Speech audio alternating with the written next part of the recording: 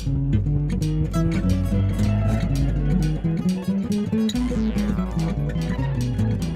a wrap. Il n'y a plus de rideau dans les salles de cinéma.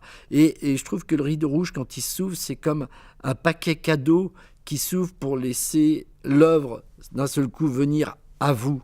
Le Studio 28 est né en 1928. Le premier propriétaire, c'était Jean-Placide Mauclerc, un jeune journaliste qui voulait faire du Studio 28, et il en a fait la première salle d'avant-garde de la rive droite, où il a présenté les premiers films chinois, La Rose de Pyukchu, où il a présenté les premiers films russes, 3 dans un sous-sol, mais surtout L'Âge d'or de Buñuel, où dès la deuxième projection, il y a eu des extrémistes qui sont venus jeter des jets d'encre sur l'écran, ont lacéré les tableaux de Dali, de Marc Ernst, de Miro, de Tanguy, et donc le préfet Chiappe de Paris a demandé à Mauclerc de faire une coupe, 2 coupes, 3 coupes, et puis à la 4e, il a dit « je ne vais pas saloper le travail de Buñuel pour quelques extrémistes ». Donc la copie a été saisie, et il a fait faillite parce qu'il a dû rembourser tous les clients, et dans ces temps bénis, on vendait les places 6 mois à l'avance. Est arrivé après lui, alors à l'opposé, un jeune publiciste, Édouard Gross, qui adorait le cinéma américain. Et lui, il aimait les comédies. Donc c'est lui qui a amené pour la première fois en France les Max Brothers et W.C. Fields. Et il y a une statue des Max Brothers qui est au Studio 28, qui a été offerte par Groucho Marx à mon père pour le remercier d'avoir été une des premières salles à présenter leurs films en France. Et est arrivée la famille Rouleau en 1948. C'est mon père qui a fait acheter cette salle par ses parents, et qui a relancé, parce qu'à la suite de la guerre, la salle elle tournait, mais elle tournicotait plutôt, et elle était dans un état un petit peu de délabrement, et c'est mon père qui a repris cette salle, et qui a demandé à l'époque à Jean Cocteau, qui était lui un des aficionados du Studio 28 dans les années 30 avec Buñuel et avec Prévert et d'autres, et qui lui a demandé de lui dessiner les appliques qui existent toujours aujourd'hui. Et Cocteau disait, ce sont des lutins qui sortent des murs pour éclairer l'écran.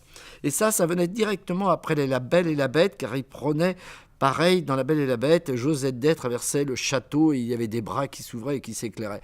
Eh bien, il a repris un petit peu l'esprit. Au Studio 28, aujourd'hui, après toutes ces années, il y a presque 90 ans, qu'est-ce que c'est ?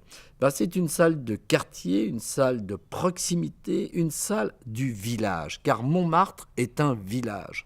Donc c'est la salle du village de Montmartre. Il faut apporter un maximum de confort, de convivialité.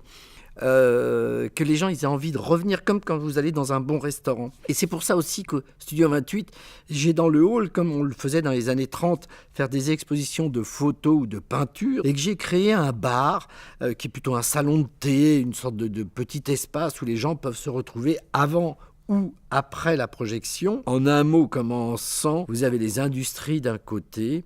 Le cinéma est une industrie, l'exploitation peut en être une.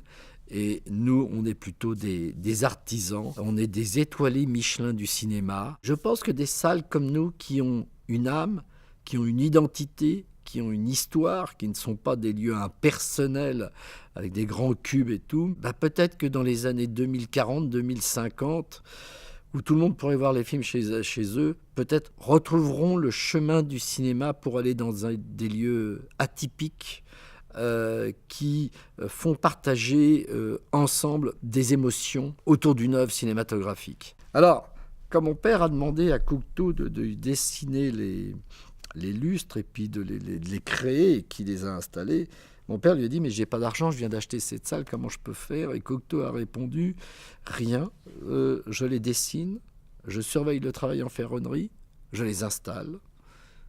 Je ne demande qu'une chose, d'être le parrain de la salle. » Et Cocteau a signé la salle des chefs-d'œuvre, le chef-d'œuvre des salles, Jean Cocteau. It's a wrap.